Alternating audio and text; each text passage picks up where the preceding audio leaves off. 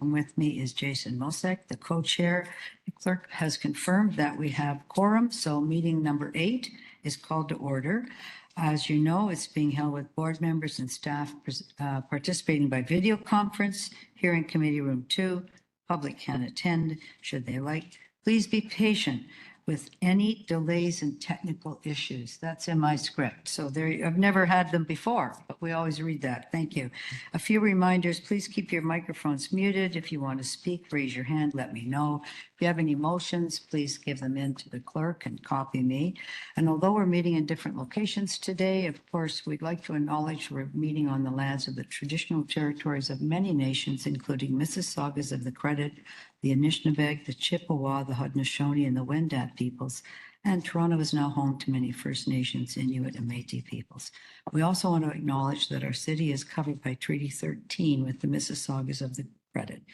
Could I please have a motion to confirm the minutes of the Film, Television, and Digital Media Advisory Board that was held on May 20th, 2025?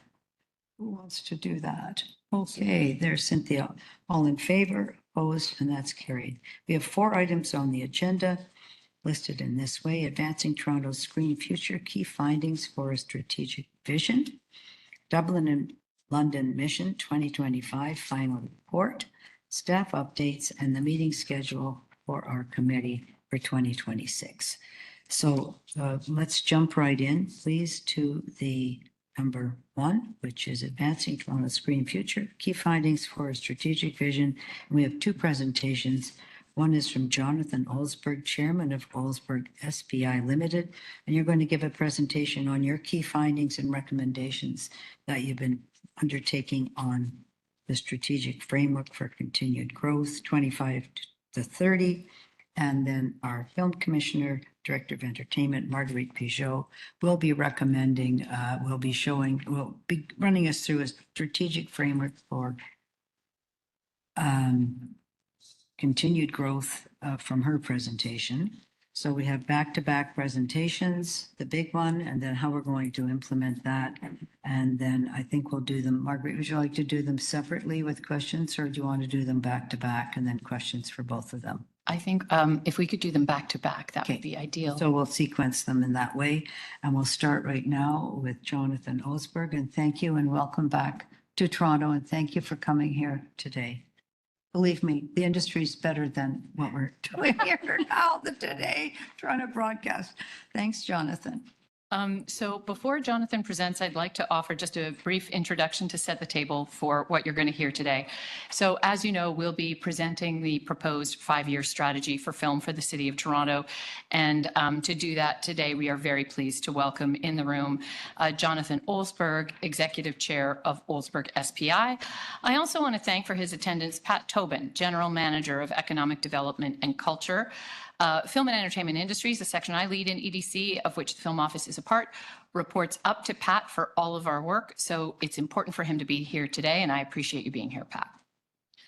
The agenda published a week ago included the document produced by Olsberg SPI, Toronto's Green Future, a strategic framework for continued growth, 2025 to 2030, a staff report that's a transmittal report for that document, the presentation Jonathan will give on Olsberg's report, and a presentation I will give. So this morning, Jonathan will present on Olsberg's research, consultation, and report, and I will follow that by presenting the Film Office's acceptance of the recommendations and translation of them into the city context toward an ECDC and Council adopted 5-year strategy. So since January, we've been working with Olsberg SPI, and I'd like to give you a brief introduction to the organization.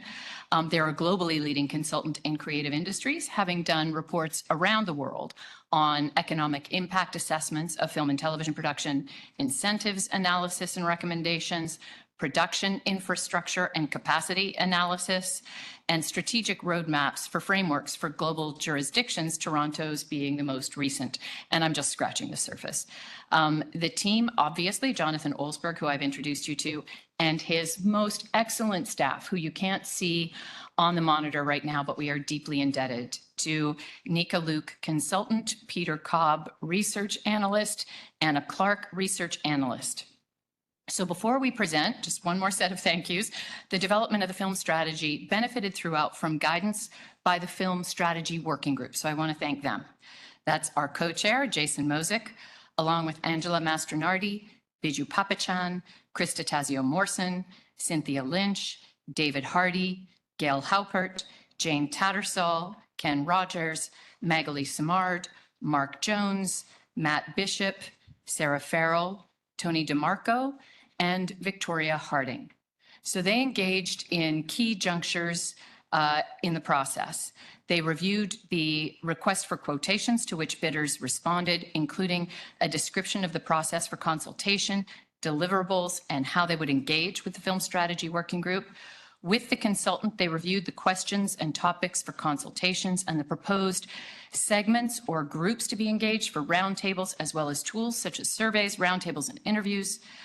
They also reviewed early findings and evolving recommendations, the first draft and the second draft of the report, as well as the content of the presentation I will give later this morning on the translation of the recommendations to the city context.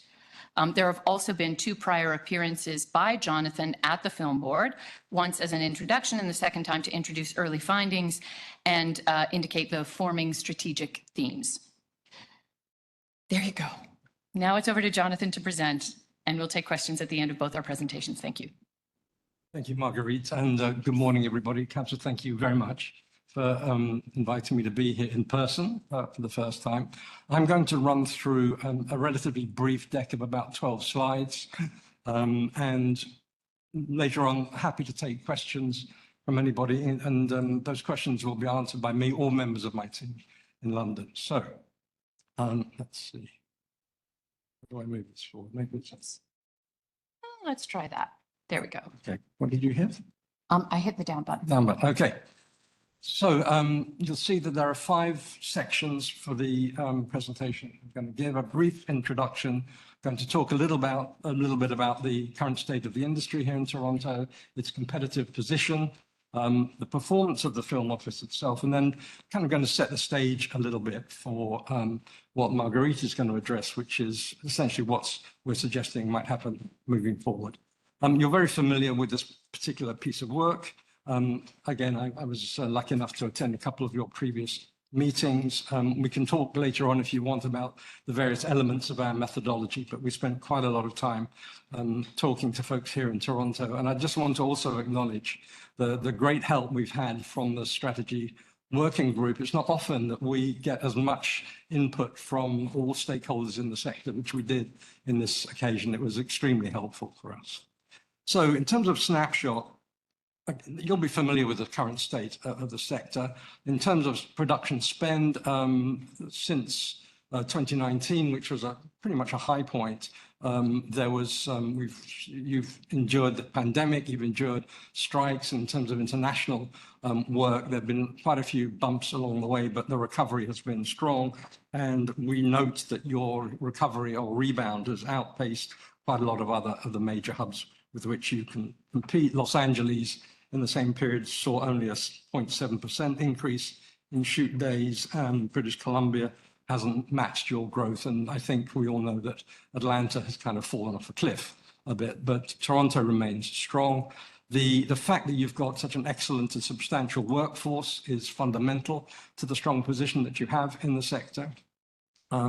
And also the fact that over the years, with the help of the authorities here, including the Film Office, you've managed to build a pretty impressive suite of studio and soundstage spaces, about 3 million square foot currently.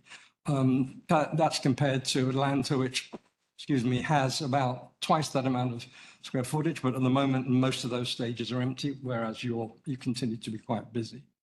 You've got a balance in Toronto of a mix of international incoming production and domestic activity. And we know that the domestic sector is experiencing lots of headwinds, which is troubling. But there remains a very strong symbiotic relationship here in Toronto between the international work that comes in and the local domestic production activity, in the way that workforce can transition from one to the other, as is shown by the survey that we did. 89% of the workforce here has worked on international productions and 84% on domestic. So that's indication of strength. Talking of strengths, and you've all had the report, so hopefully you've managed to get a sense of this. I'm not going to go through all of these in great detail, but Toronto is, is one of the leading international production hubs. We had some conversations during the last 6 months about the league table and which cities are up there and how many are in the sort of top echelon, but there's no doubt in our mind that Toronto is seriously considered as a meaningful production hub that's capable of hosting international productions and for the domestic producers able to handle what is needed. You've got the workforce that I mentioned. You're sitting in a place that has some very interesting stackable incentives. I've talked about the studios that you have on the stages, but you've also got pretty strong post VFX and virtual production offers. You've got a proactive film office, and we'll talk more about that in a moment. Locations, and it's a sort of a film-friendly city and a city known for its identity as a film city. And TIFF is very helpful for that, but also the educational institutions that you have. You're on the forefront of thinking about green production, and you're embedded in a wider creative industries, which is very important. Having said that, it's always a challenge to ensure that there are sufficient skills and workforce available for production, and that's a constant need, is to keep track of and to fill the gaps of when they exist. Mid-career and entry level is of concern. Costs in general, not just in this industry, are increasing in Toronto. That is a concern. We don't anticipate that's going to change very much, and that might underpin some of the thinking about the future. I've talked about the domestic production sector under lots of pressures, not just costs, but also funding and uncertainty about the future in regard to many of the sort of federal stakeholders who support that sector. In some municipal sites, there are always permitting challenges. The TFO itself is successfully within the city system, but there are also occasional challenges with making that work with flexibility and alacrity. Big issue here, and in several cases, is data. There's just a constant lack of solid production, detailed production data that is probably going to be addressed. Lots of opportunities. As an established hub, you're very much on the map whenever international producers are thinking where in the world should they go to produce. And I'm not going to go through this list again because I've mentioned quite a lot of issues, but maintaining and being vigilant about your position, anticipating change is going to be very important, as Marguerite will explain when she talks about the measures going forward. But you've got differentiators that are good for you, including your sustainability, your approach to sustainability. There are opportunities, we believe, to play a bigger role in helping the domestic production sector, and also to keep an eye on technological innovations and virtual production. And also something that we think is important, to continue to deliver information about the important economic and cultural benefits that this industry delivers. There's a constant need to get that information going. Without sufficient data, it's hard, but it's definitely something to think about. Having said that, Toronto, like many cities in the world, in film terms, is facing an increased volume and level of competition in terms of studio space, but also in terms of workforce retention and incentives. I mean, we've all suffered from uncertainty about the US federal map about what they might do in terms of incentives, and that's an area that needs a constant vigilance. There's risks of funding cuts, federal and provincial levels. When I'm watching my TV this morning, I know there's a federal budget possibly coming up soon, and who knows what that will bring. And also, because Toronto is an expensive city in real estate terms, it could be challenging, if needed, to attract new soundstage investment. Part of our work was to look at the performance of the film office. On the left of this page, you'll see what you're familiar with, which is essentially what the core functions of the film office are in terms of permitting, marketing, advocacy, helping to develop the workforce, helping to secure the infrastructure, et cetera. And our survey showed that that was being done pretty well. We did a survey of stakeholders with a lot of different questions in them, and a very high satisfaction level with the survey that's being through the survey. What I would say is this, whatever the Film Office is doing well, you just can't sit still and anticipate that's going to keep happening. There's constant vigilance, as I've mentioned before, that's going to be needed. But, there are strengths in permitting, in marketing, the international marketing, enhanced by the recent international visits to Dublin and London is impressive. Continued vigilance on workforce and infrastructure, as I've said. Moving on, we did an analysis of how Toronto as a city film office is benchmarked against some of the other offices that international producers anyway would think of going to. And you'll see that we looked at a number. You've got the places across the top, but we checked you against what London offers, what Los Angeles offers, Melbourne, New York, Chicago, Atlanta, and Vancouver. I won't go through this in great detail, but you can see that Toronto, and this was not a deliberate choice of those other places so that we could show that Toronto stacked up well. That's not the way we approach this, but Toronto does have a pretty well-established level of service and range of offer compared to many of these other cities, and perhaps we can talk about that later. Moving towards the end of what I'm going to talk about initially, the strategic goals is essentially what you asked us to look into. And as you will have read in our report, we've got a whole hierarchy of goals and actions and tactics to think about. But these are the stage for this is what's happening around the world. Why do you need a new strategy? As we've said in our report, bearing in mind what your previous strategy asked you to do at the Film Office, pretty much all of that has been achieved. So why a new strategy? And that's because the world is constantly changing. This is an important industry that delivers a lot of benefits for government, but we can't just assume it's going to keep going the way it has. The concern about domestic production sector is very real. Global competition will continue to intensify. Technology as a major disruptor, and being vigilant about what that means to the industry is important. Autonomy of the Film Office, a little more autonomy of the Film Office within where it sits will help.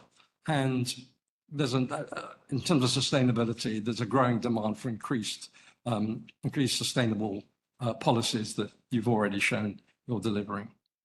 So before I hand over, just to set the stage for the goals, we decided on a hierarchy of 3 levels for the future. I think about strategy. One is 4 areas of strategic goals, 4 pillars. And then within that, we identified a range of different actions for each pillar, and within that, within the actions, there were also several particular tactics that we recommended, and that we always pass that over to Marguerite and others for consideration. So that's a quick look at what we did, and I'm, without further ado, going to hand over the microphone and the laptop. Thank you very much, Jonathan.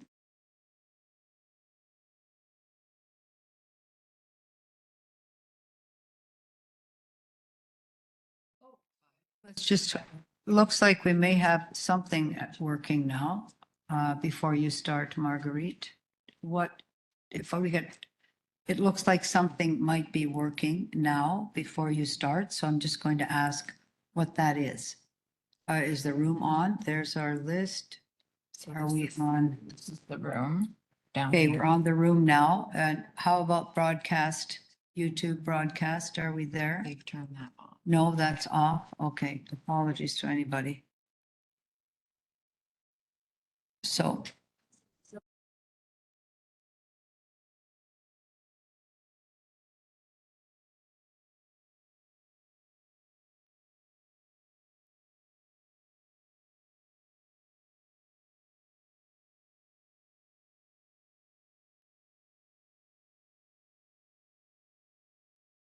WebEx, then I think you're not connected, but we're going to proceed today.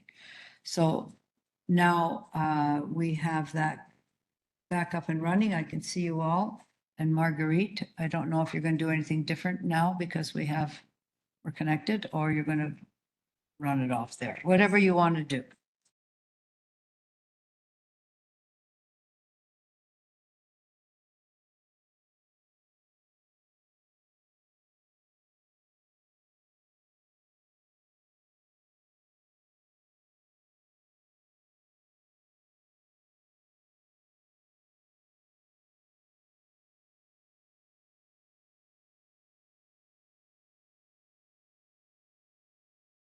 Thank you. All right, so now I'm going to talk you through how Jonathan and team's recommendations for the next 5 years of actions, strategic actions the film office could take have been translated into a city context. So, Jennifer, the button that was working for Jonathan is not working for me. Let me just see. There we go. Okay. So I know you've all seen this presentation, so I'm going to stay pretty high level in what I say screen by screen. So these recommendations that follow are based entirely on those found in Olsberg's report. So all of the consultation, the engagement, the research that the Olsberg team did is included in this content and informs it. Also, the former strategy, Spotlight, contains fundamentals to any film sector development strategy, so you will see its continuation in these recommendations. Also, very important for council endorsement is aligning with major city strategies and priorities. So throughout this report, you will see how the Film Office's 5-year strategy serves greater city goals. So here are the 4 key recommendations. Am I tempted to just read the slide? Yes, I am, but you can read it yourselves. Strategy number 1, expand ongoing strategic initiatives to grow our industry, you'll see is very much the continuation of all the fundamentals that were in the Spotlight strategy. The 3 points that follow are new growth for us. And they're there for you. And I'll talk you through them all now. Okay, so we want to start by recognizing the decades of investment the city has made in these industries, whether through the allocation of city-owned land, planning policies and frameworks, financial support for the Film Office and its programs, or the mayor's and councillors' participation in missions and acting as champions for this industry. The city government has purposefully built Toronto as a leading production hub, and we want to be sure that we leverage that investment. The former strategy focused on the pillars of any leading production hub. All of its priorities are ongoing and expressed in our first pillar, expand ongoing strategic initiatives to grow Toronto's industry. The findings in Olsberg's report indicate the Film Office is seen as highly effective in the actions taken to support the strategic pillars of Spotlight. Stakeholders reflected a 94% satisfaction rate. These strategic pillars will be updated for the new competitive landscape. And you can see here how the actions we will take align with major city strategy, sidewalks to skylines, an action plan for Toronto's economy.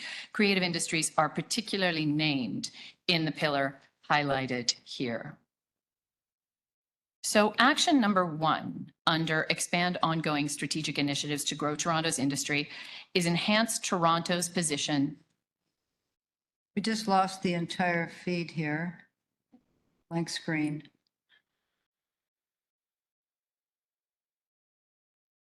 Please hold the fire.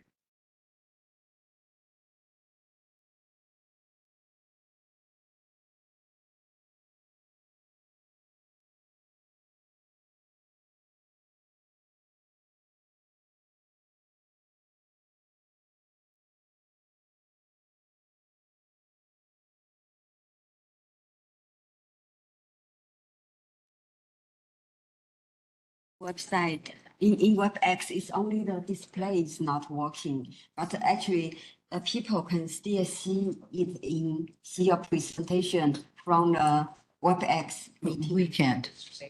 Oh, but yeah, people in the room cannot. We should all lock the Let's just figure this out. Let's trying to figure out.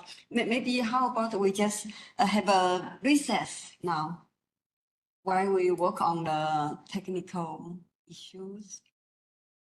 I wonder if we could do, sorry to do this, if we could jump to another one that doesn't have, Bounce back on. I'm sorry. okay, but not on that screen or our screens, okay. People in the room see it now, but people on WebEx see it on WebEx. There, you okay to see? Are we okay, Jennifer? Yes, okay, fine, thank you. Okay, so action number one is enhance Toronto's position as a film-friendly city. So ensure, this is a big one, so I'm going to read it. Ensure Toronto delivers on its identity as a film-friendly city by engaging across divisions and with councillors to ensure the value of the film industry to the city is understood and the many tools the city has to support the industry are leveraged to increase the benefits it provides to residents.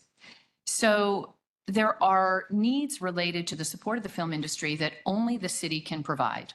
They are critical to the industry. So our first priority is to make sure this portion of our work is functioning as well as possible. This includes maintaining resources needed to protect service standards and working with other city divisions to ensure we're making the production process as smooth as possible for clients and residents. We will work across divisions to support issues relevant to film where we don't have control, such as congestion or housing. And also for those of which we do have control, such as for ease of permitting, access to sites, and service standards. More on this action. While many of the actions we take as a city are operational, some are related to advocacy, either within the city to councillors, to other levels of government, undertaken in consultation with the industry, or to residents themselves to ensure their awareness of the value of this industry and even their ability to participate, the opportunities available. Action number two, under the same major strategic pillar, number one, action number two is to support studio capacity to meet demand. So our production industry can only be as big as our studio space allows it to be. Prior to the pandemic, we turned away at least $100 million worth a year of production because we didn't have enough room. With the pandemic, the labor disruption, and now new unpredictability in production commissions, production volumes have receded everywhere, but Toronto, as Jonathan indicated, has experienced less contraction than our competitors. Demand remains solid. That said, we're not clear on how much studio space we will need to be right-sized in the future. So we will monitor demand and respond as needed to ensure we remain a robust home for studio owners, operators, and that we don't turn away jobs or investment. This particular action relates to the Culture Connect strategy with regard to space for creative production. Oh, look, more tactics. Here are some additional tactics that we will undertake to support this goal. So these are things that we already currently do very often in tandem with the Film Board. Things like advocate for the preservation of employment lands, work with entities like Toronto Global on foreign direct investment, and so on. I think there are no surprises on this slide. Action number three, again, still under the main first pillar, is advance demand-driven, equity-focused workforce development. Since 2018, when our workforce development program started, workforce development has been one of the film office's strengths and demonstrates the triple bottom line this industry offers the city, which is 1, economic impact and job creation, 2, equity and access, and 3, creative vibrancy. Will depend on labor gap analysis to ensure we're training for needed jobs, staying current with evolving technology, and foregrounding equity and access. Our key words in this work are data-driven and inclusive. Updated versions of our current successful programs will continue, and key to this will be our relationships with community groups and with unions and guilds. We'll also work with colleges and universities, particularly in tech-heavy sectors. We'll be aware of and responsive to demographic shifts in our workforce and needs related to reskilling, upskilling, and evolving technology. Action 4, under the first main pillar, is advocate for stable and competitive incentives. Maintain awareness of the competitive landscape. We'll maintain awareness of the competitive landscape and work with industry to ensure our offering remains attractive. An evidence-based and aligned approach is essential and can be served by leveraging data produced by industry partners and working in alignment with them. We can leverage the city's powerful ability to speak government to government to address key issues related to incentives and other government-driven supports. Action 5, under the very large first pillar, is accelerate sustainability. Aligned with Toronto's net zero strategy and sidewalks to skylines, allowing for partnerships, tools, or programs that could be adopted by film. So more of our tactics are on this second slide. And you'll see some tactics include using the permitting process to encourage use of tie-ins and power drops, to encourage smaller units and to minimize congestion. Aligning with industry partners to support existing and growing initiatives like Ontario Green Screen and others. Encourage environmental steward positions, clean power solutions, and others.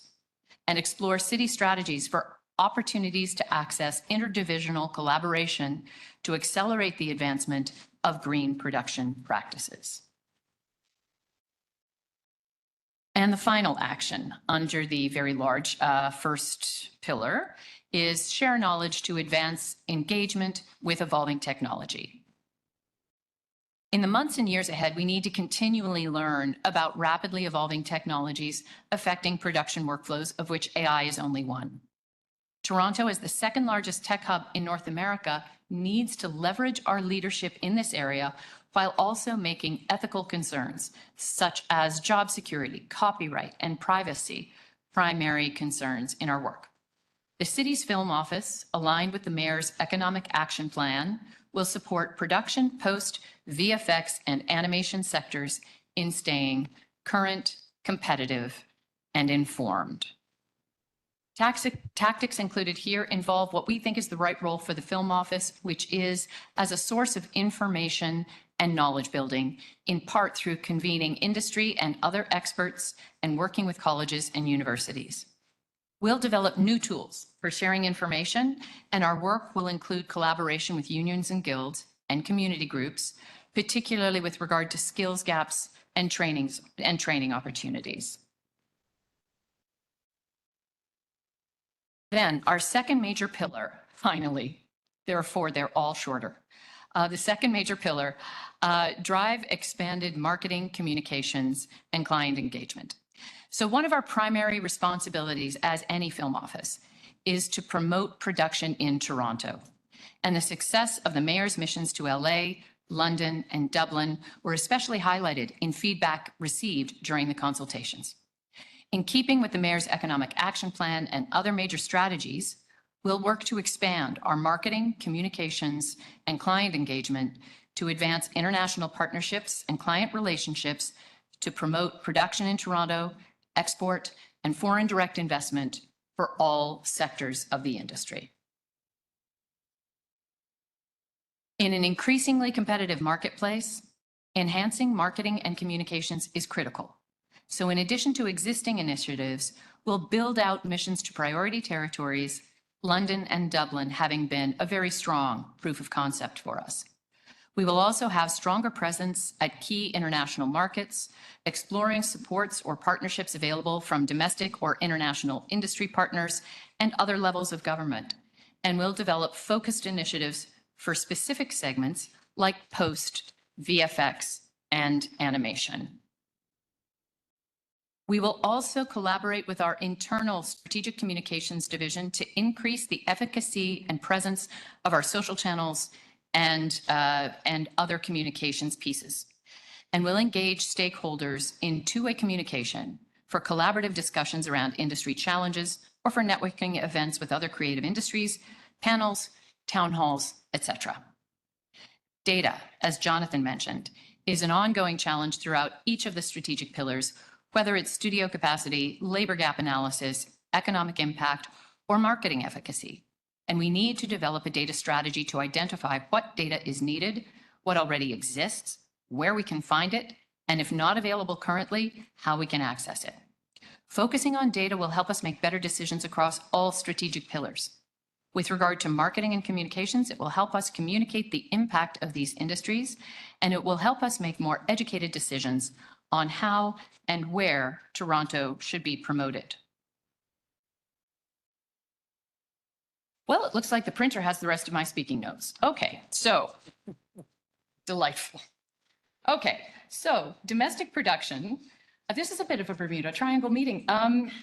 Support for domestic production. So domestic production represents, depending on the year, 20 to 30% of our production volume as a city. So it's a very important part of our industry.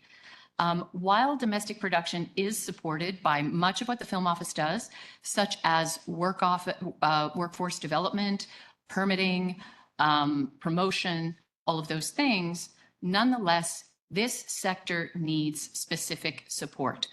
We've seen in CMPA's profile report a 14.9% year-over-year drop in English language domestic production. So going forward, you'll see some of our tactics here. Again, first of all, deepening our problem analysis with respect to what is impeding a higher amount of domestic production and what the city can do to help, what any city constraints may be. Through this process, we'll identify policies, programs, or initiatives that could alleviate these factors. And we'll share this in two-way communication with the industry to make sure we really understand what the city can do to help support domestic production. As we did with the London and Dublin mission, we will continue to support co-production as we did see some really strong uptake from that mission. And lastly, enhance Film Office operating conditions. One of the primary things that we can do to ensure the Film Office is operating as robustly as possible is to ensure that the value of the film industry is deeply understood by all senior decision makers at the city, whether councillors or staff. So we will undertake that initiative to do that work even more fully than we already do. And then doing that, we would move forward from there to advocate to be able to function in a way that is comparative to and competitive with other film offices around the world and how they are promoted and how they are supported, because we need to fight on an equal footing for the business that is so progressively sought by so many new jurisdictions. So to do that, we will be looking for greater ease of movement with regard to routine decisions, whether it is communications or whether it is presence at markets. We will be looking to basically smooth out the processes that we engage in order to support these industries. So going back to slide 1, where we are taking care of all of the fundamentals of any film office undertakes to grow a jurisdiction. Pillar 2, where we're expanding our promotional efforts. Pillar 3, where we are offering further support to domestic. And Pillar 4, where we are essentially doing what we can to get out of our own way, to do this work more quickly and more responsively. We believe that these 4 pillars in aggregate leverage the city's investment in the industry to date and create conditions that allow the producers, the creators, the workers to build a brighter future. Thank you. Thank you, Marguerite. Now we're going to open this for questions, comments, and I don't know if we want to start. Who wants to start? Online, in person? Thoughts? Many of you have been involved in this before, so maybe you could share some of your thoughts with us.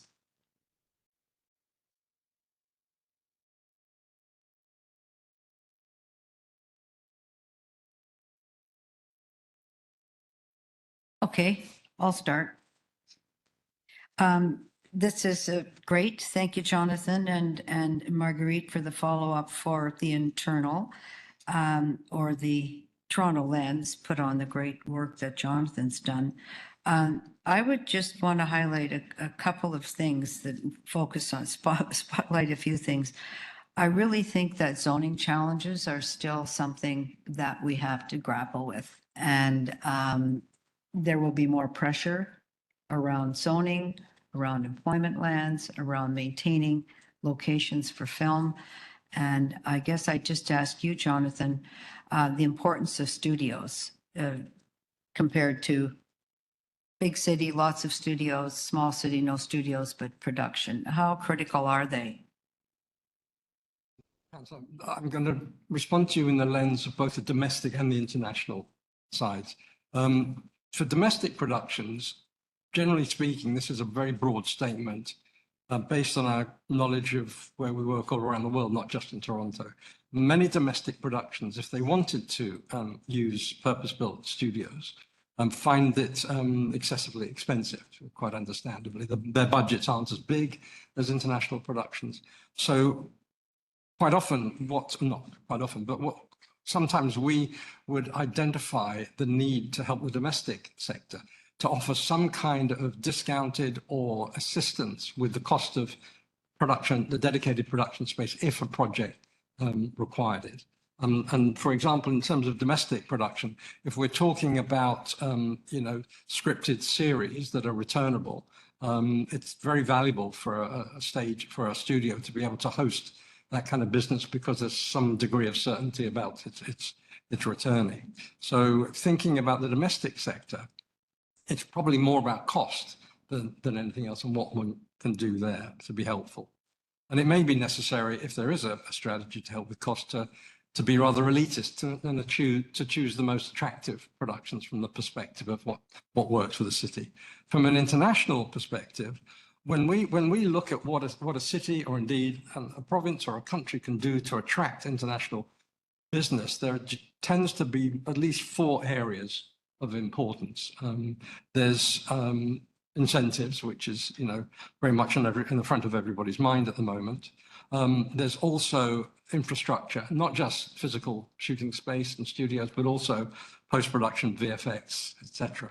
Then we talk about the workforce and the crew and the talent that's available. And finally, film friendliness. And I think we all understand what that term means. So there's these 4 areas. I mean, Toronto does tick the box in all of those. But it's noticeable that the strategy from 2017 identified sound stages very particularly as a need to build up. And I think you've been successful in doing it. As I mentioned in my remarks, the cost of erecting new stages, or even in some cases adapting existing buildings, can be a major inhibiting factor. So the need, as Marguerite has pointed out in terms of the future, to keep a close eye on the demand for studio space, where it's coming from, what kind of space it might be, is going to be very essential. It doesn't feel to me like Toronto has a major problem that in the past it hasn't been able to deal with in terms of studio space. But I think you have to be aware that one of your, up until now, major competitors, Atlanta, has twice as much studio space, over 200 different stages.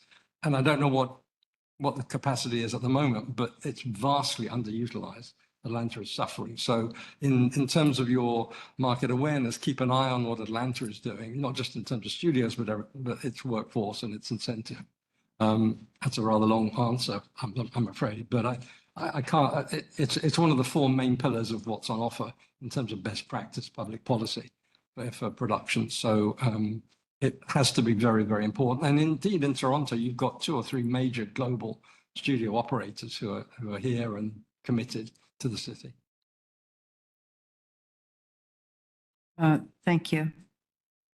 I just on the zoning, because this board has driven maintaining zoning so we can actually maintain filming. And I'm not sure, and that was always a piece of the infrastructure. So I just want to make sure that, that we're really clear on the employment zoning. I heard that.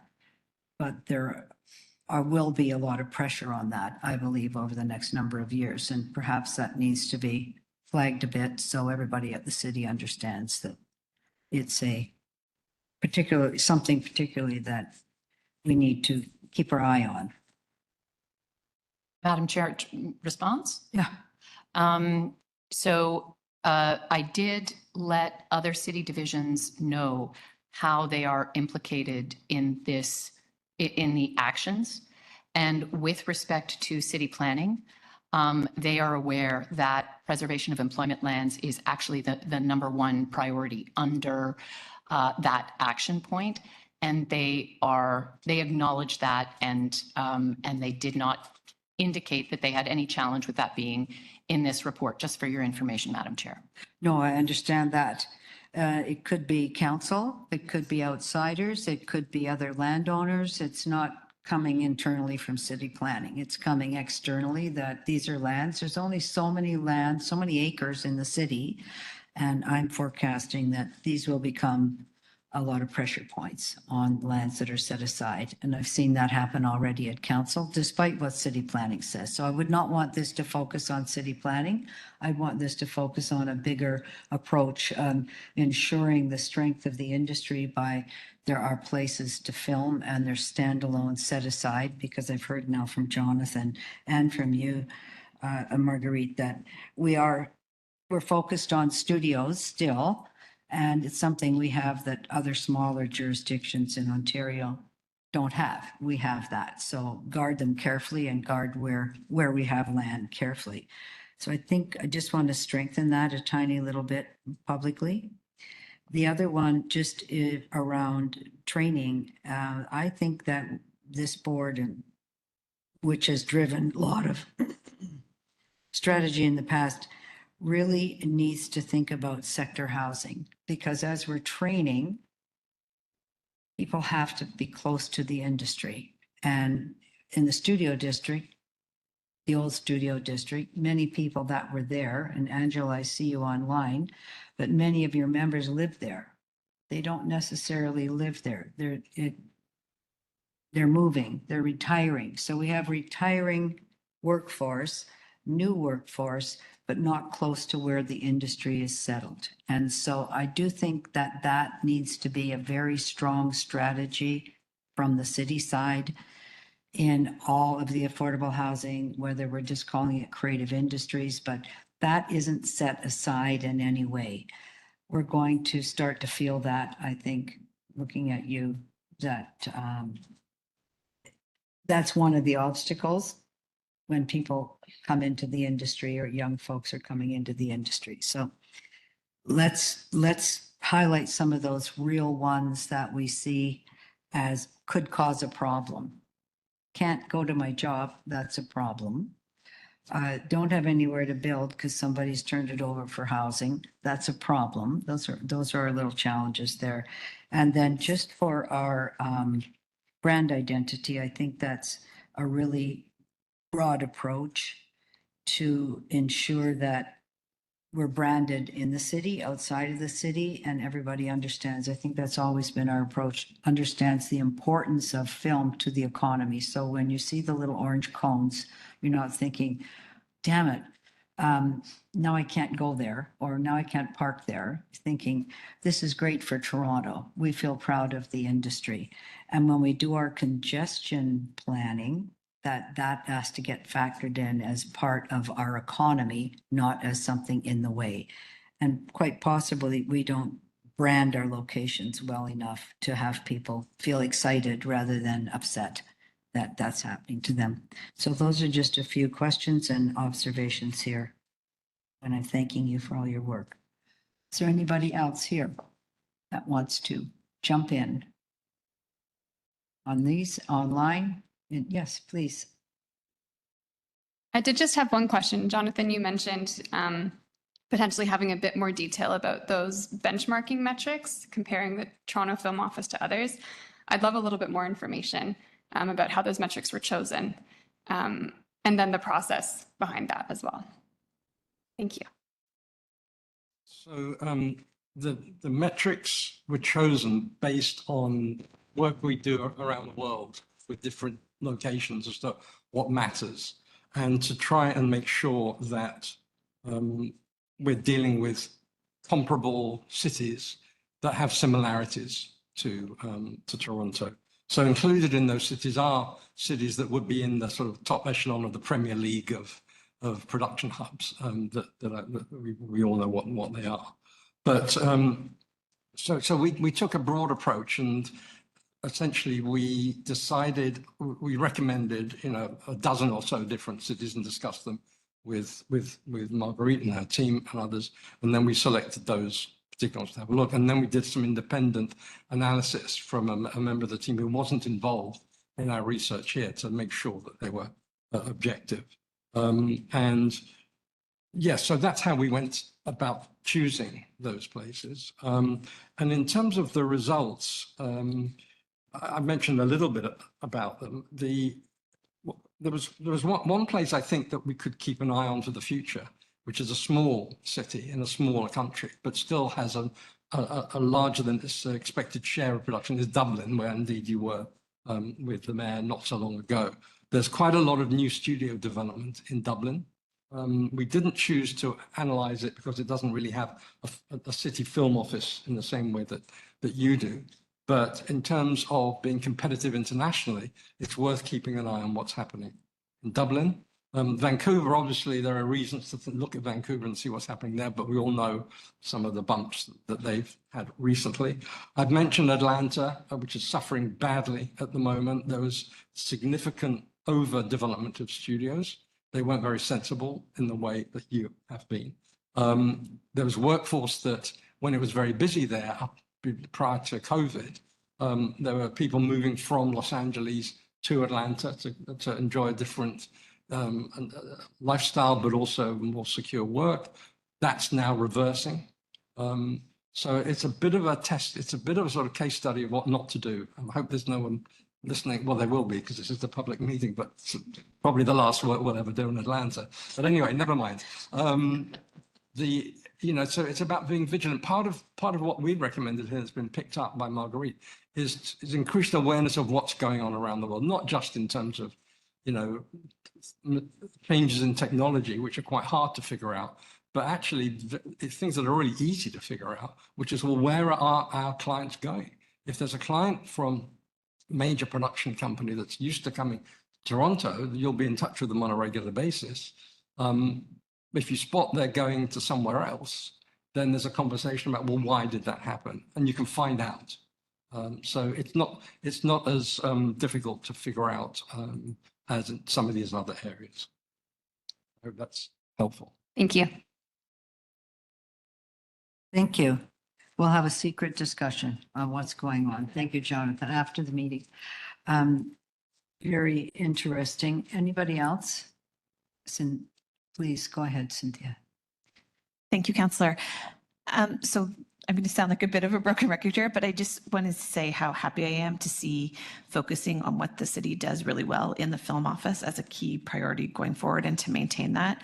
I think our permit office is one of the best, as we noted, and I think it's just really important to keep that work going, especially as we head into a busy year for the city and for location filming. And, the city of LA has put a focus on their permit office and turnaround time. So I think that keeping our competitive hand in our whole office in that space is really important. So I want to thank you, staff, for putting that up front. As well as the councillor mentioned, I think that it is like the pressure to do more things in the city as the city gets busier and there's construction and traffic. I think that access to locations and being able to get back and forth to locations are going to be really important going forward. So coordinating among departments and those things that only the film office can really do are really important for the success of the industry. I just have a question or confirmation. I know we're not talking budget in the staff reports, but one of the things that Wilsberg highlighted that Toronto does that other people don't do is contributing to the LA office. And I didn't see that in the tactics going forward. So I hope continuing that as well will continue to be a priority for the city. Do you want to add? I think that's a staff question. Yeah. It will. Councillor Chernos Lynn. Thank you. I wonder if you could just expand on the challenges you're having with getting permits in a timely manner from the Toronto District School Board in terms of their parking lots, because it was specifically one of the reports talked about that. I don't think it's specific to, okay, so Bobby, I need to ask you to step in here. The question on permitting is, are we experiencing delays with permitting related to TDSB parking lots or TDSB more broadly? I think maybe actually more likely the question. Yeah, we For the issue, I mean. we currently aren't experiencing any delays with the permit because we don't permit those lots, but we haven't had any complaints on that specific for parking. It might be permitting and that process with the TDSB. That could be the issue. I believe, Councillor, what you may be referring to is the film office has a 48-hour service standard turnaround from submission of complete application for a permit to the issuing of that permit. It's the fastest turnaround time in North America. We're really proud of it. When we work with third parties, whether it is, and I am not disparaging anyone or pointing any fingers when I say this, but when we work with third parties, whether it's Parks and Recreation, or whether it's Transportation Services, or whether it's the TDSB, that service standard is no longer within our control. And sometimes there is room for improved processes that would expedite that that permitting process. So what we're already doing, and you're right, this is indicated in the report. We speak about it in the report because what we're already working on, and Bobby's leading this, is generating MOUs with some of these divisions that kind of clear a path to a really clear way of working together. So where there is a less than smooth process right now, we are actively working on it, but that includes anything that's kind of out of the direct control of the film office. And again, without pointing any fingers, that would include the TDSB. Can I just add one thing? The TDSB is a bit different than those other organizations or other areas because the industry interacts directly with the TDSB. So our film office, our permitting office isn't involved in the permitting of the TDSB. Thank you for that clarification. Whereas just to be clear, the film permitting team does interact with parking, parks, transportation, and all those other folks. In the city of Toronto, yeah. Right. But So if Rec and everybody else are the city of Toronto, as are you. So that should be a lot simpler. But if our stakeholders are unhappy with a permitting process that happens with a third party, it is very likely that our office will hear about it. Okay, thank you. I'll look for, I just remember reading something in the reports for today that I thought it spoke specifically about parking lots. And but I'll look that over. I know there's challenges with schools, obviously, because they're buildings that are in use, but anyways, I'll take it offline and. Could have also been municipal parking, street parking. We can happy to follow up on that. I can add to that because when we put XLTO schools together, that was when Magali was here, that was a relationship with the school board counselor. And one of the things the industry wanted was to be able to park in school parking lots overnight and use them, particularly closed schools. And I don't know, that was an industry ask, which we supported. But of course, it's not our property. So I don't know where that's at. It would be helpful to really understand how well XOTO Schools is operating now for permitting, for sites, for parking, all of the things that were in the original request when we had that bilateral project that we put together a few years ago.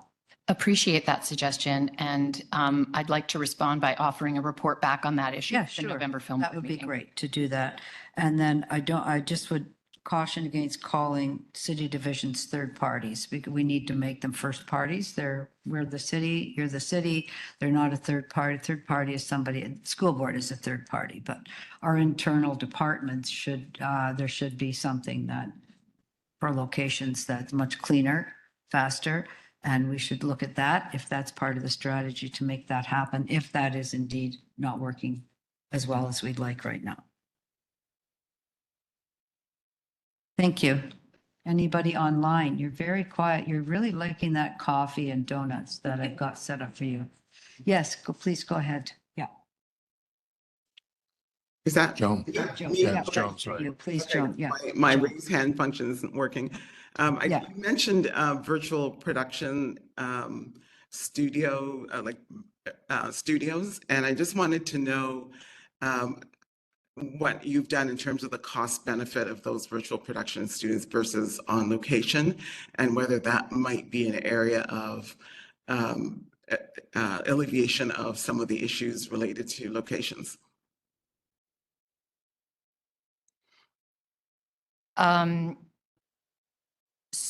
So I think you're suggesting, if I understand, that the film office undertake work to understand what's more expensive, working in a virtual production studio or working on a location. Is that correct?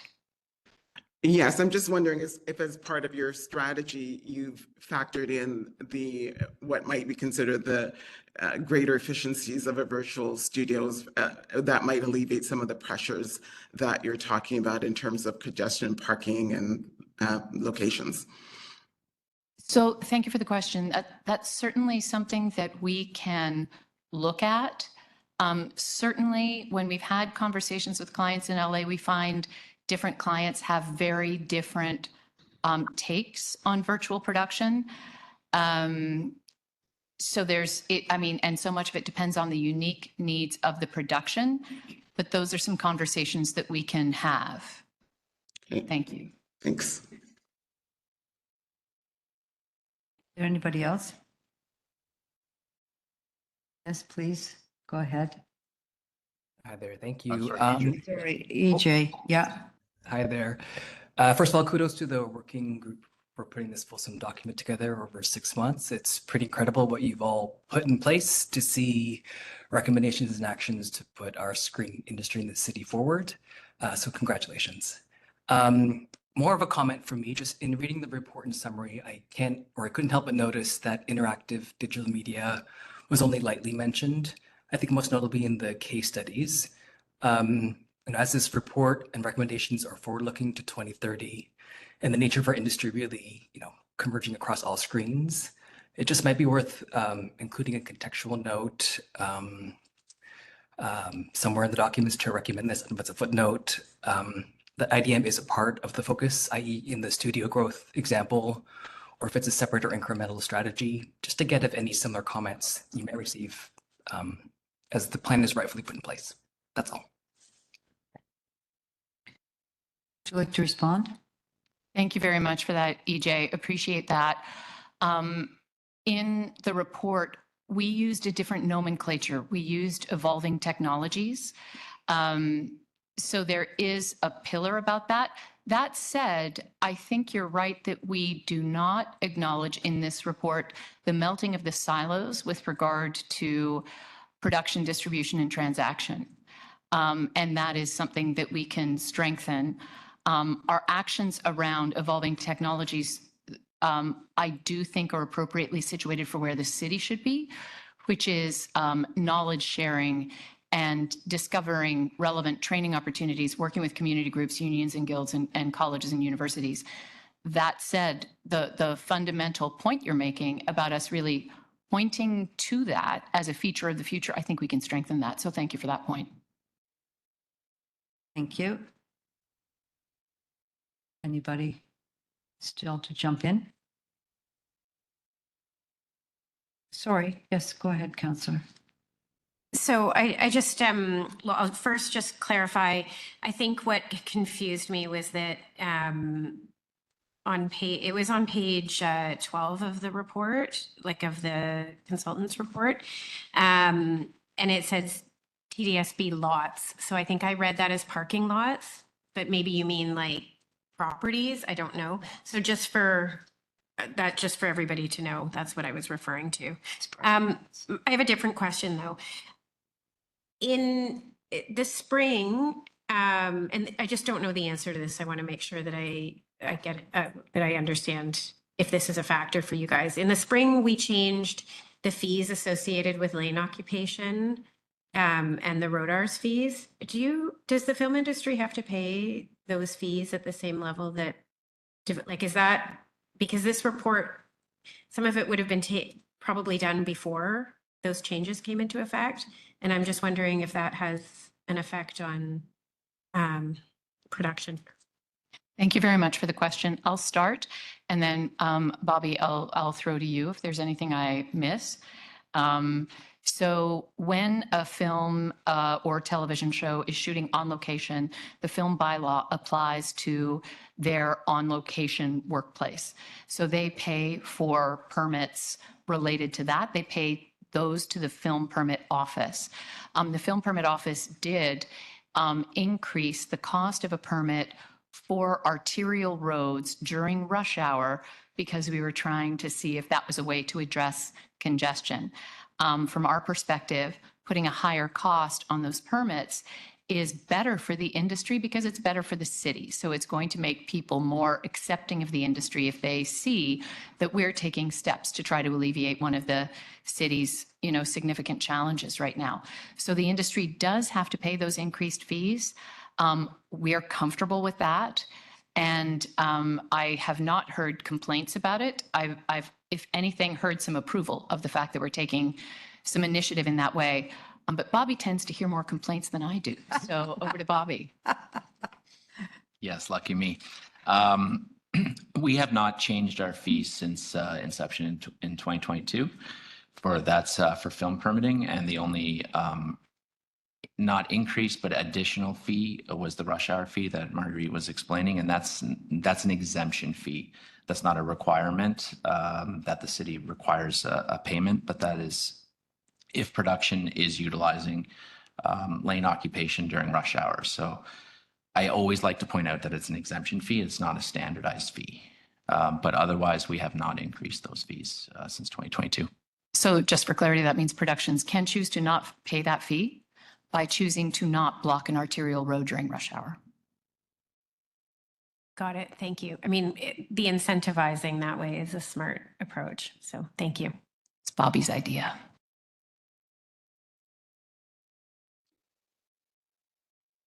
Thank you, Bobby. Anybody else? No. Jason, did you want to make any comments? No, I just to echo what some others have said already, and just the monumental task of Jonathan, your group, and Marguerite putting this together in the short period of time, and the involvement of those of us on the working group. Thank you. And it was fast and furious, but I think it's well representative of what we need to do and continue doing very well, and what we need to improve upon. So to be able to grow the industry here in the city. So thank you. Thank you. I just wanted to comment on one other thing, and the role of incentives, even though they're not ours. I think we've always focused on saying we are very strong advocates for the incentives and that they're critical to the industry. So I'm just hoping that, I know it's there, but it might not be there as strongly as we need it to be for others looking at it.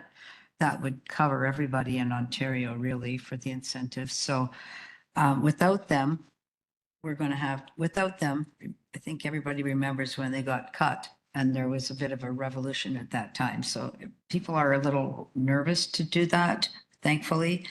But what's the standard that we want? Where do we want to get to? What would be helpful for, including just for the industry? So if there's a little more focus or clarity around incentives and their role, and the fact that we don't control them, but we are 150% supportive of them and they're necessary, would be helpful. And then I really like, Marguerite, when you're talking about all the things we're going to do in LA and do here, and when our relationships, new emerging relationships with the UK. But we've always used that term, the concierge, that we want that, whether it's LA, whether it's here. We've prided ourselves on that. When you come here, you have a concierge in order to get everything done. And it's part of our reputation Maybe there should just be a tiny bit more focus, clarity on that role, that's what we will continue to do and expand that. And I think the great work of Bobby and his team in permits, that even though it is part of that concierge service as we think about it, that when you come here, you're not fooling around calling all kinds of people. You have the concierge that works you through the system and makes it such an attractive place to film. So those would be my two other just observations on this, and thanking everybody for their fantastic work on this one. If there's nobody else who wants to comment or have a question, there are a couple of motions that I would just like to place today, because we're doing everything at once. We have our great report from Olsberg. We have our great report from our film commissioner, and then it has to wend its way to city council. And we report through economic development, which meets tomorrow. Long story, but anyway, we're jumping. We're just going to do a leapfrog to get it to council as quickly as possible. And those are the motions that are drafted for that.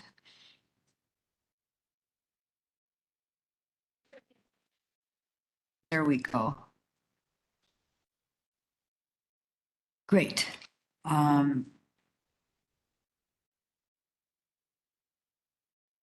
So this is setting this up, and that these will be our strategic goals.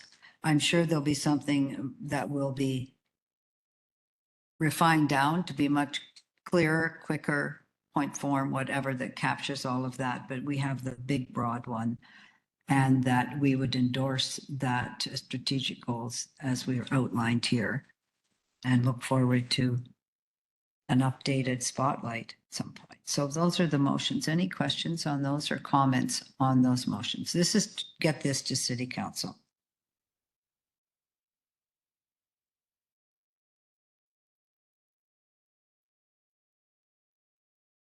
Just leaving it open for a second, if anybody wants to jump in. What's that? Why am I looking at you? I'm not looking at you. I'm looking at that guy there. The reason we shine, TTC. Hearing nothing, then this is moved. Can I please get a show of hands to support that? Everybody in favor, opposed, then that's carried. And with a big thanks for all the great work that went into this, and very much appreciated. Thank you. Madam Chair, can I just say thank you to yourself and to everybody that we've been involved with in this process. It's been a pretty seamless process, and I can tell you that's not usually the case in this kind of work that we do. That's our concierge model. And we're very proud of the report, and we're grateful for having had the opportunity to do it and to meet you and everybody in these I'm meetings. very grateful for your work. Thank you so much. You're very welcome to stay for the rest of the meeting. Okay. Thank you. Moving on to item number 2, which is the Dublin and London Mission 2025 final report. Thank you. And I believe that's over to you, Marguerite. Over to you, Jessica. All right. Hello, everyone. So I'm going to let you know what happened in our mission to Dublin and London in July. First of all, mayor's missions are important marketing initiatives the City of Toronto Film Office undertakes and are critical in advancing the profile, relationships, and competitive position of Toronto's industry. The work helps diversify Toronto's production mix and client base with a goal of enhancing the opportunity for domestic production and improve production volume stability for the future. So recognizing this, from July 5th to 12th, a delegation from Toronto visited companies in Dublin and London to promote our industry as partners for co-productions by highlighting past successes like Brooklyn, Room, and The Breadwinner, and the shared history and affinity of our jurisdictions. We also showcased that Toronto is a creative powerhouse and demonstrated how our industry works together to amplify our strength. And thirdly, we informed our potential partners regarding Canada's generous financial support for official co-productions. treaty co-productions. So our amazing delegation consisted of representatives from Spin VFX, Rocket Science VFX, NABET, Global Incentives, ACTRA, DGC Ontario, and IATSE 873. Each of the companies participating paid their own travel costs, as is common with missions, and contributed to the cost of the networking events and receptions. In addition, Mayor Chow and Chief of Staff Carla Weber Gallagher and Director of Tour Devin Sissons joined from the Mayor's office, and Marguerite and I also attended. Throughout the mission, the Mayor joined key meetings for film-related things and also conducted business-to-business meetings aligned with trade and investment opportunities and government-to-government engagements.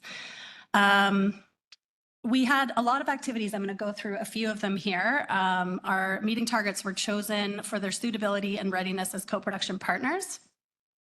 In Dublin, on July 7th and 8th, we met with Element Pictures, Subotica, Keeper Pictures, Shinawell Productions, O'Sullivan Productions, Metropolitan Pictures, Wild Atlantic Pictures, Peer Pressure, Screen Scene, Treasure Films, Underground Films, Screen Ireland, RTE, and Tailored Films in 2 days. It was a very, very busy time. I, at one point, physically was running through St. Stephen's Green, but that's an aside. Members of the delegation participated in a panel at the local industry event hosted by Screen Producers Ireland, which covered co-production with Toronto-based companies. We partnered with the Canadian Media Producers Association to co-host a reception in Dublin with about 100 industry leaders in attendance, including the national broadcaster, lots of production companies, and it was also attended by Ambassador Dennis King, Canada's ambassador to Ireland. In London, the delegator met with Seesaw Films, Banijay, Black Bear Pictures, Sid Gentle, Anton Corp, Working Title Films, Ink Factory, Hat Trick, Sister Films, ITV, Film 4, Sky Studios, and both BBC Commissioning and Comedy and Drama. And we ended the trip with a wonderful tour of Pinewood Studios to thank them for their investment in Toronto. We also were able to hold a reception at Canada House in Trafalgar Square, where both Mayor Chow and Canada's High Commissioner to the UK, the Honourable Ralph Goodale, offered remarks. Approximately 100 guests from production companies, broadcasters, and other industry organizations were in attendance. So just briefly, some feedback and outcomes from the mission. Companies overall were pleased to meet with the delegation and discuss partnership opportunities. Many didn't fully understand the funding and financial incentives, and some were not fully aware of the scale and capacity of Toronto as a film jurisdiction, so we were able to fill in some gaps there. There was broad recognition of the creative affinity and common market challenges, both of which can drive ideal conditions for co-production. Some companies we met with first requested further information, which we've been able to provide. Some follow-up meetings also happened during TIFF, and invitations were extended to XOTO House for those who were in town.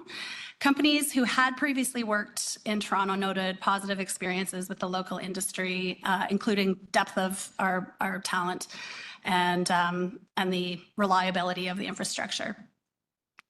Mission overall was seen as well organized with strong pitch materials, and the partnerships with the Canadian Media Producers Association and Screen Producers Ireland were both regarded as big benefits. Also, the use of Canada House for the reception in London was appreciated.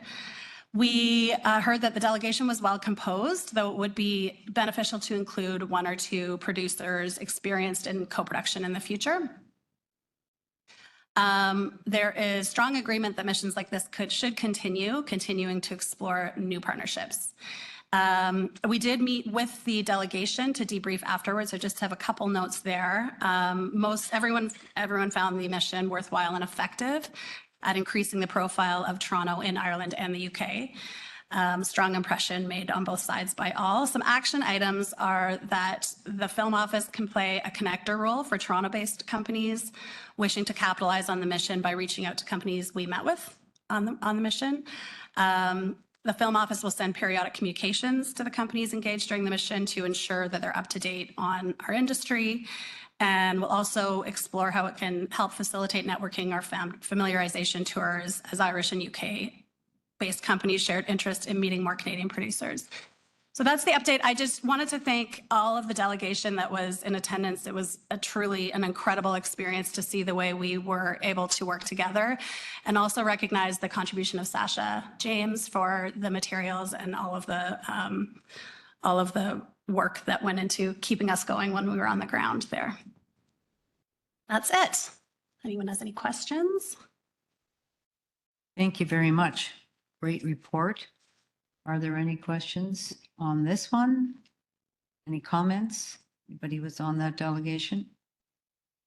Or not on the delegation? It was great. Well put together. I did hear a tiff from someone who said our missions are great because we bring such a large number of people. We're well organized. There's everybody in the industry there, and it gives everybody the understanding of just what a great model we have. So apparently that was very evident on your trip. So thanks very much, everybody, for such a successful mission. Can I have a motion to receive that report from staff, please? Okay, thank you, Sarah. All in favor? Opposed? That is carried. Thank you so much. And then our next item is our updates from our great staff. Marguerite, I'm turning it over to you. Thank you. I think everybody on the film board is very well aware TIFF just happened. For TIFF's 50th, we did a number of activations in the film office to celebrate TIFF's 50th in terms of working with protocol to get a proclamation, monuments lit. We did an exhibition of Toronto TIFF's 50 years in photographs in Metro Hall lobby and City Hall Rotunda. Again, thanks, Sasha. And we were very fortunate to have at the XOTO House event, Mayor Chow giving the key to the city to Sarah Polly, very well deserved. XOTO House was, I think, a great success this year, and I'll throw it to Jessica to give more detail on that. Yeah, it was definitely a great success. We are really happy to have the key to the city happen at the event. And again, for everyone's support, we count on sponsorship from our wonderful stakeholders, and this came through as usual. So also, as you all know, our guest list comes from those sponsors. So the fact that it's such a wonderful, vibrant event is really thanks to you all for showing up. And I will provide a full report, I think, November board meeting for XOTO House. And just to align this with the last point, we did reach out and invite stakeholders from the UK and Ireland to build on the work that we had done just in July. Strong narrative there. Fantastic. Any comments on that? Everybody have a good time? As always. Yes, very well done. Was great. Pardon me. Oh, online, there's a comment. Where? Sorry, I was trying to find out where the hands up function is. I just want to go ahead, Alma. I just want to say congratulations to Marguerite and Jessica in the film office on this, because being on the ground, it was honestly one of the hottest events that everyone wanted to go to. Everyone from filmmakers to industry people kept asking me, how can I get an invite? I want to go. And I know the guest list was capped and like there was no more room, but it just speaks to the great word of mouth that is around this event.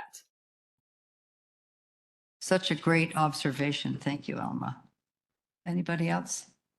That was great. And just thank you very much for your work on this stunning XOTO lounge. Having moved from a basement to the Stack House, it's great. Can we get a motion to receive that report? Thank you very much. Rachel, can you move that? Thank you very much. Councillor Chernos-Lynn moving that. All in favor? Opposed? That's carried. And then our last is the film meeting schedule for our advisory board, and we have those dates. Did you want to? Sorry, Cynthia, I'm sorry. Was the only part of the staff report on XOTO, or were there other things? Oh, I'm sorry. More. Well, it said, my apologies. I have questions about tentative permitting issues. My apologies. Are we hearing about permitting or no? This was a staff report right now. Yeah, that's all we That in November today. Yeah. Updated. Yes. Can I ask about permitting plans for during FIFA? Should we have that? Should we ask that to come in November, please? So we have a little. Is that okay? Sure.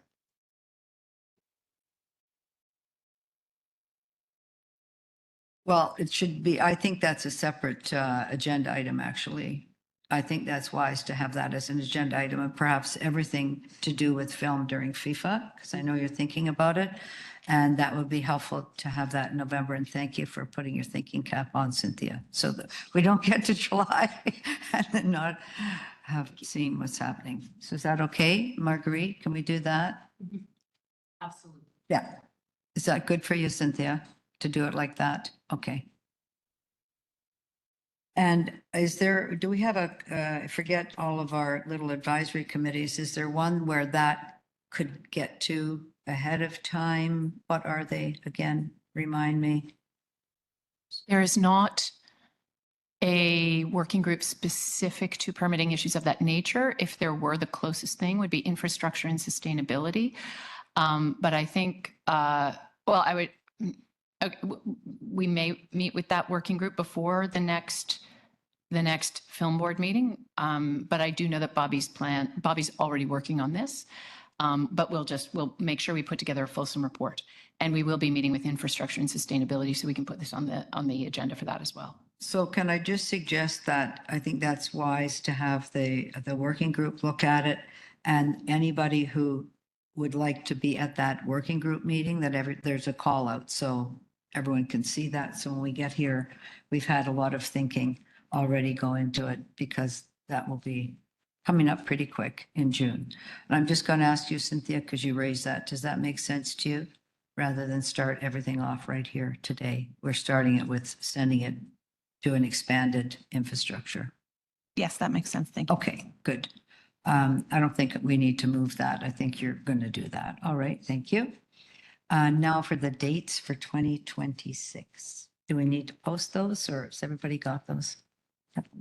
Yeah, if you could just put them up, just in case not everybody's. There they are.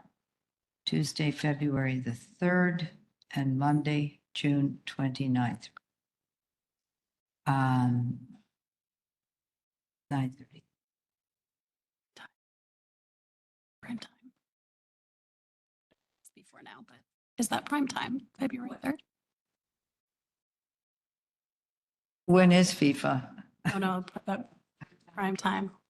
Sorry, I should have caught that before. Okay, so let's just tentatively. That's after prime time. Just prime time ends on January 30th. Yeah. So that February 3rd date is okay then, Alma? All right, okay. If it works for everyone else, yes. Okay. There's our two dates. And then once we're into the cycle, all committees stop meeting in 2026 in middle of July, because it's an election year. So that's great. Okay. Thank you very much. We'll just receive for information. Thanks for the clarification for that, Alma. All in favor, opposed, and that's carried. Thank you. All of our business for today. And thanks, everybody. Very sorry we had our technical difficulties here. And we're going to have them all here instead of with the film industry outside. Okay, that's what we're agreeing to. And not going to any LA or anywhere else with our little technical problems from today. And just thank you very much for all your participation and for the two reports and for the good work that goes on here and for keeping such a fantastic industry at such a high level during very difficult times. That's for everybody. Thank you. So first, we also just have to excuse the absence of Matt Bishop, Cynthia Clayton, Paula Devonshire, Ramona Pringle, and Kenneth Rogers from the September 15th, 2025 meeting of our board. I'll just move that. All in favor, opposed, that's carried. And with that, we'll end our board meeting for today. Thanks so much. Thanks, everybody. Thank you.